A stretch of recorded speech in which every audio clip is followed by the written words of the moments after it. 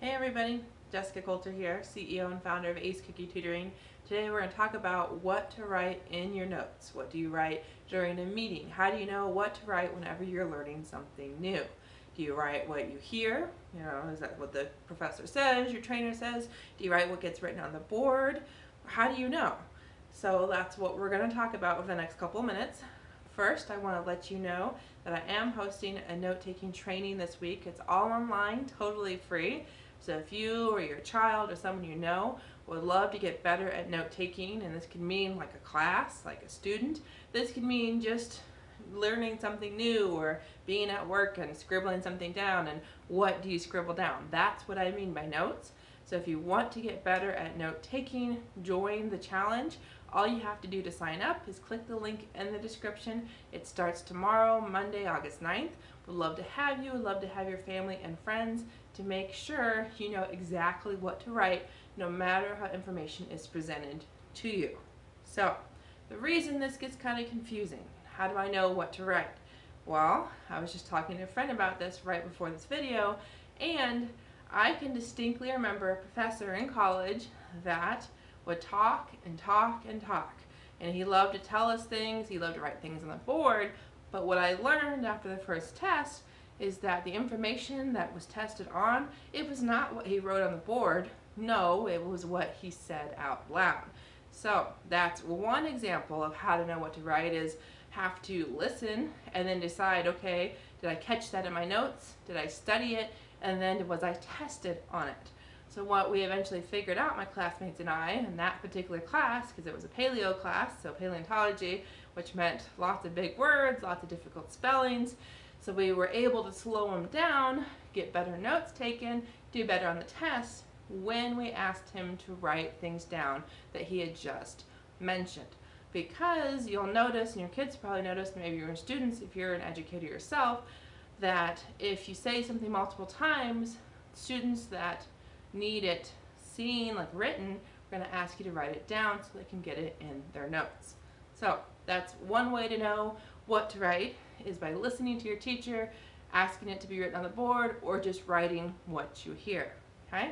So I have another example here for you. Before I move on to that though, if you're now joining us for the video, I want to make sure you know about the note-taking challenge. If you want to know what to write in your notes, check it out by clicking the link in the description. And I also want to know, guys, how do you take notes? How do you know what to write? Has it been like we talked about, the stuff you hear is what you write, or do you decide a different way? Let me know down below of this video. I want to know how you, how your family, how your friends are deciding what to write. Now, another thing that I see a lot of students do, and that I know a lot of people do when I've been at trainings as a paraeducator or as a substitute teacher, is I see that the trainers, the people giving the presentation, they have something up on the board like a slideshow, or maybe they're writing it out on the whiteboard. Well, a lot of people don't pay attention to what's said. They figure, well, if the presenter isn't writing it down, if the teacher isn't writing it down, I don't need to write it down. And that's a good idea. You can definitely, and I encourage you to write the things down that the teacher, the presenter, wherever you're at is writing, but just know that's probably not going to be enough. Okay? But how do you decide? Well, like we talked about already, is that the thing you're going to be tested on? Or maybe if you're at work, because I know a lot of times at a brand new job, you have to go through orientation and there's videos to watch and then there's tests to pass. Or maybe you're going through training because you're moving to a different position at the particular company, or maybe you're having to go through kind of a yearly thing. Well, if what you write down from like the board, if that's all the person has written down is what you write down, that's all you pay attention to, well, if that's enough to get you through whatever you're supposed to use that information for, if it's on a new project, if it's to be able to do this new piece of equipment successfully, if it's to know how to answer this customer's question the next time you get that kind of phone call, that's great.